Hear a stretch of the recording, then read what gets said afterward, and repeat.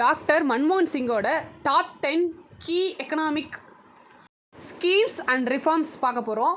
அதில் first intro அவரை பற்றின ஒரு சின்ன விஷயம். 1954 அவரோட மாஸ்டர்ஸ் வந்து முடிக்கிறாரு பஞ்சாப் யூனிவர்சிட்டியில். 1957 வந்து கேம்பிரிட்ஜ் யூனிவர்சிட்டியில் வந்து எக்கனாமிக்ஸ் முடிப்பார். எக்கனாமிக்ஸ் ட்ரிப்போஸ் முடிப்பார். 1962 டிஃபில் வந்து ஆக்ஸ்ஃபோர்ட் யூனிவர்சிட்டியில் முடிப்பார். 1971 வந்து கவர்மெண்ட்டில் ஜாயின் பண்ணுவார், அட்வைசர் இன் காமர்ஸ் மினிஸ்ட்ரியில். அப்புறம் 1972 appointed as a chief economic adviser in finance மினிஸ்ட்ரியில். 1982 வந்து member of planning commission. 1982 to 1985 வந்து governor of Reserve Bank of India. 85 to 87 வந்து டெபுட்டி சேர்மன் ஆஃப் பிளானிங் கமிஷனாக இருக்கார். 1990 வந்து appointed adviser to Prime Minister on economic affairs. March 1991 வந்து யூஜிசியோட சேர்மனாக இருக்கார். அதே இயரில் ராஜ்யசபா மெம்பர் ஆகிறாரு. மறுபடியும் ரீஎலெக்ஷன் மூலமாக 1995, 2001, 2007, 2013 இது எல்லாமே ராஜ்யசபா மெம்பராக மறுபடியும் ரீஎலெக்ஷனில் ஜெயிக்கிறாரு. 1991 1996 அந்த டைம் பீரியடில் PV நரசிம்மராவ் கவர்மெண்ட் இருக்கும்போது அவர் ஃபினான்ஸ் மினிஸ்டராக இருக்கார். 1998 2004 வரைக்கும் ஆப்போசிஷன் லீடராக ராஜ்யசபாவில் இருப்பார். 2004 2014 வரைக்கும் பிரைம் மினிஸ்டராக இருப்பார். இதுதான் அவரை பற்றின இன்ட்ரோ. லாங் கெரியராக 5 டிகேடாக வந்து அவர் இருந்திருப்பார்.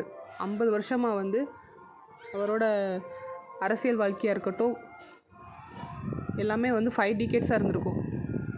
மன்மோகன் சிங்கோட முக்கியமான 10 விஷயங்கள். அதில் முதல் விஷயம் 1991 லிபரலைசேஷன் ஆஃப் எக்கனாமி, LPGன்னு சொல்லப்படுறோம்.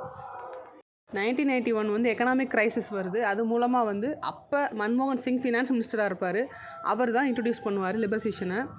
இது மூலமாக வந்து இம்போர்ட் எக்ஸ்போர்ட் பண்ணுறதுல முக்கியமான டிராஃபிக்ஸ்லாம் வந்து குறைச்சிருவாங்க.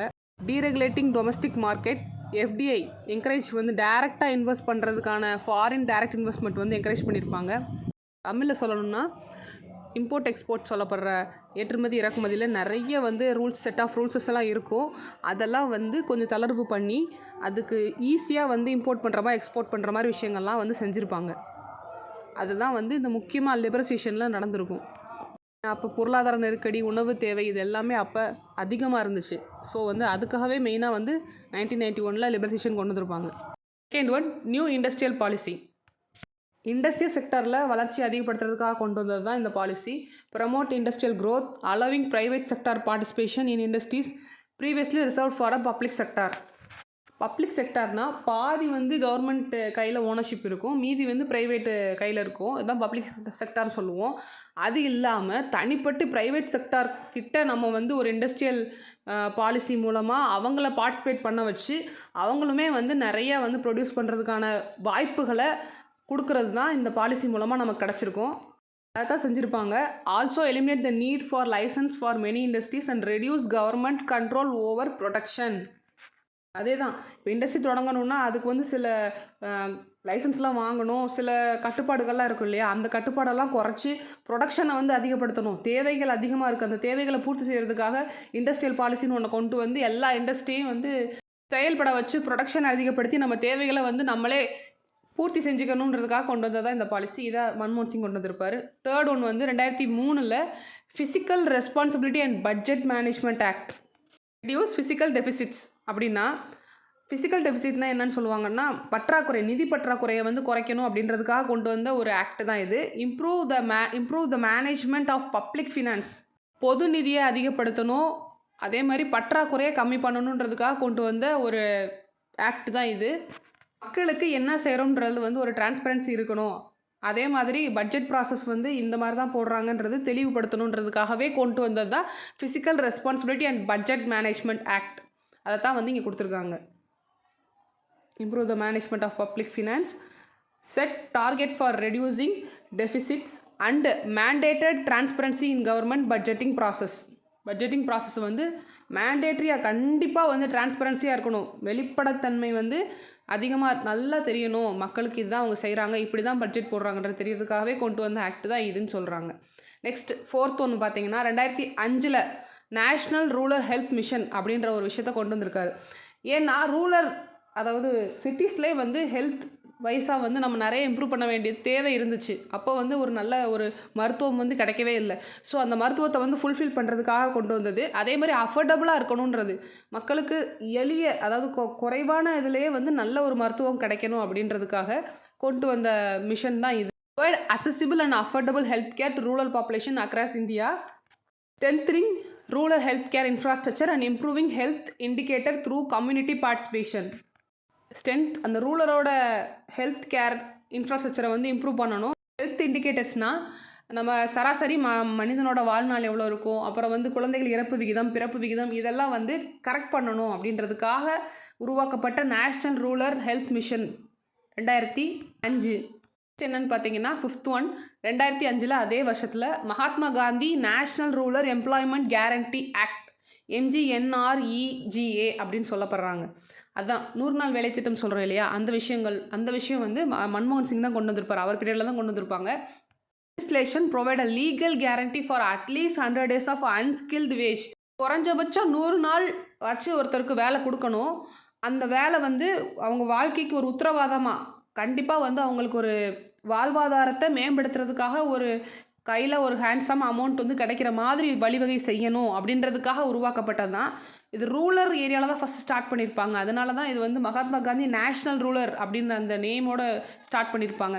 அன்ஸ்கில்டு மேனுவல் ஒர்க், ஒரு ஸ்கில் இல்லாமல், ஒரு திறமையே இல்லாமல் இருந்தால் கூட அவங்களுக்கு அதை சொல்லி கொடுத்து அந்த வேலையை செய்ய வச்சு அது மூலமாக அவங்க வாழ்வாதாரத்தை இம்ப்ரூவ் பண்ணுறதுக்காக உருவாக்கப்பட்ட ஒரு கேரண்டி ஸ்கீம், கேரண்டி ஆக்ட்னு சொல்கிறாங்க இல்லையா. கண்டிப்பாக உங்களுக்கு அந்த 100 நாள் வேலை இருக்குது, அதுக்கான வருமானம் இருக்குதுன்னு நம்ம சொல்கிறது தான் அந்த கேரண்டி ஆக்ட்.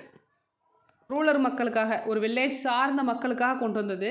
நெக்ஸ்ட் வந்து பார்த்திங்கன்னா 6th one right to information act 2005 தான் கொண்டு வந்திருப்பாங்க. இது ரொம்ப ஒரு முக்கியமான RIT ஆக்ட் சொல்லப்படுறது. ஒரு வெளிப்படைத்தன்மை, கவர்மெண்ட் வந்து என்ன பண்ணுறாங்க, எது செய்கிறாங்கன்னு நமக்கு ஒரு சிட்டிசனாக நமக்கு தெரியணும் அப்படின்றதுக்காக கொண்டு வந்தது தான் RIT ஆக்ட். இந்த துறையில் என்ன நடக்குது அப்படின்றத நம்ம தெரிஞ்சுக்கிறதுக்காகவே இந்த ஆக்ட் வந்திருக்கு. நம்ம தெரிஞ்சுக்கிறோன்னா அந்த துறையில் நம்ம கேள்வி கேட்டோம்னா அதுக்கான பதில் விளக்கம் நமக்கு கிடைக்கும். அதுதான் right to information act. Promote transparency and accountability in governance by empowering citizens to request information for public authorities about their functioning. என்ன பண்ணுறாங்க அப்படின்றத நம்ம ரெக்வஸ்ட் பண்ணி கேட்டோம்னா அவங்க வந்து நமக்கு அது ரிப்ளை பண்ணி ஆகணும் அந்த ஆக்ட் படி.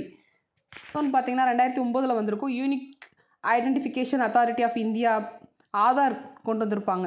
ஆதாரை வந்து established to provide a unique identification number to resistant of India. இந்தியாவில் குடியிருக்கிறவங்களுக்கான ஒரு பிரத்யேகமாக ஒரு ஐடென்டிஃபிகேஷன் நம்பர் வந்து கொடுக்கணும் அப்படின்னு சொல்லியிருப்பாங்க. அதுபடி ஆதார் நமக்கு வந்து வந்திருக்கும். கவர்மெண்ட் மூலமாக என்னென்ன சர்வீஸ் நம்ம வாங்கிக்கிட்டாலும் அது ஈஸியாக போகணும், ஈஸியாக வந்து அவங்க டக்குன்னு நம்ம அது பெனிஃபிட் வாங்கணுன்றதுக்காக இந்த ஐடென்டிஃபிகேஷன் நம்பர் நமக்கு தர்றாங்க. அதுபடி நம்ம வந்து இந்தந்த செக்டாரில் நம்ம வந்து அதை யூஸ் பண்ணிக்கலாம்னு சொல்லியிருக்காங்க. இதுவும் மன்மோகன் சிங் பீரியடில் தான் கொண்டு வந்தது. நெக்ஸ்ட் வந்து 2013 நேஷ்னல் ஃபுட் செக்யூரிட்டி ஆக்ட் கொண்டு வந்திருப்பாங்க. இது மூலமாக வந்து எல்லாத்துக்கும் உணவுப் பொருட்கள் வந்து கிடைக்கணும் அப்படின்றதுக்காக கொண்டு வந்தது தான் சப்சிடி ஃபுட், அதாவது மானியத்தில் வந்து ஒரு தரமான ஒரு நல்ல உணவுப் பொருட்கள் வந்து எல்லாத்துக்கும் கிடைக்கணும் அப்படின்றதுக்காக கொண்டு வந்த ஆக்ட் தான் இது. 2/3 ஆஃப் இந்தியன் 1.3 பில்லியன் பீப்புள் அப்ராக்சிமேட்டாக அவங்களுக்கு கிடைக்கணும் சப்சிடி ஃபுட் வந்து கிரைன்ஸ் கிடைக்கணும். Thus addressing hunger and malnutrition issue. சத்து குறைபாடுனால நிறையா பெண்கள் வந்து இறந்துடுறாங்க, நிறைய வந்து குழந்தை வந்து பிறந்து இறந்துடுறாங்க. இந்த மாதிரி பிரச்சனைகள்லாம் வந்துட்டுருக்கு. அதை வந்து சரி பண்ணுறதுக்காக, அதை அட்ரஸ் பண்ணுறதுக்காக உருவாக்கப்பட்ட ஆக்ட் தான் இது. இது மூலமாக வந்து 1.3 பில்லியன் பீப்புளுக்கு வந்து உணவுப் பொருட்கள் வந்து கிடைக்குது. நெக்ஸ்ட் 9th ஒன் வந்து பார்த்திங்கன்னா economic reform in education sector. ஒரு எஜுகேஷன் செக்டாரில் வந்து இன்னோவேட்டிவ்ஸ் நிறையா புதுசாக வந்து கொண்டு வரணுன்றதுக்காக கொண்டு வந்தது. மெயினாக வந்து பார்த்திங்கன்னா சர்வ சிக்ஷா அபியன் SSA சொல்லுவாங்க இல்லையா, அது மூலமாக எலமெண்ட்ரி எஜுகேஷனும் ஹையர் எஜுகேஷன்லேயும் நிறைய ரிஃபார்ம்ஸ் வந்து கொண்டு வந்திருப்பாங்க. ப்ரைவேட் பார்ட்டிசிபேஷன் வந்து நமக்கு ஸ்கூல்ஸ்குள்ளே வரும். இது மூலமாக வந்து நம்ம எஜுகேஷன் இன்ஸ்டிடியூஷனை வந்து இன்னும் அதிகமான ரிஃபார்ம்ஸ், அதிகமான இம்ப்ரூவ்மெண்ட் நிறையா கொண்டு வரலான்றதுக்காக கொண்டு வந்த விஷயந்தான் இது. ஒன்று பார்த்தீங்கன்னா இன்ஃப்ராஸ்ட்ரக்சர் டெவலப்மெண்ட் இனிஷியேட்டிவ்ஸ். இது மூலமாக நேஷ்னல் ஹைவேஸ் டெவலப்மெண்ட் ப்ராஜெக்ட் வருது. அந்த ப்ராஜெக்ட் மூலமாக வந்து ரோட் ஃபெசிலிட்டிஸ் வந்து நல்லா நமக்கு கிடைக்கிது. பிரதான் மந்திரி கிராம் சதக் யோஜனா, இந்த ரெண்டு ஸ்கீம்ஸும் சேர்த்து நமக்கு வந்து improving road connectivity across urban and rural areas. கிராமத்தையும் நகரத்தையும் வந்து இணைக்கிற ஒரு சாலை வந்து நம்ம போடணும், நமக்கு கிடைக்கணுன்றதுக்காக உருவாக்கப்பட்டது தான் இந்த ஸ்கீம். இதுதான் நம்ம 10 முக்கியமான விஷயங்கள் மன்மோகன் சிங் சாரோட தெரிஞ்சுக்க வேண்டிய விஷயங்கள். இந்த ஸ்கீம்ஸ் எல்லாம் கலெக்டிவாக நம்ம கண்ட்ரிக்கு கான்ட்ரிபியூட் பண்ணி அதோட நம்ம இந்தியா வந்து எக்கனாமிக் லெவலில் வந்து ஃபாஸ்ட்டாக க்ரோவ் ஆயிருக்கு. அது மட்டும் இல்லாமல் அவரோட பீரியடில் 2004லேருந்து 14 வரைக்கும் இந்த ஸ்கீம்ஸ் மூலமாக நிறைய பெனிஃபிட்ஸ் நம்ம அடைஞ்சிருக்கோம் அப்படின்றது நம்ம இது மூலமாக இந்த ஸ்கீம்ஸ் மூலமாக தெரிய வருது. ஸோ இதான் வந்து நம்ம பார்க்க வேண்டிய 10 முக்கியமான விஷயங்கள். ஸோ பார்த்தாச்சு. 26 செப்டம்பர் 1932 வந்து அவர் பிறந்திருக்காரு. 26 டிசம்பர் 2024 வந்து அவர் இறந்துட்டார். ஸோ இதுதான் வந்து நம்ம டாக்டர் மன்மோகன் சிங்கை பற்றி தெரிஞ்சுக்க வேண்டிய முக்கியமான விஷயங்கள். So thank you.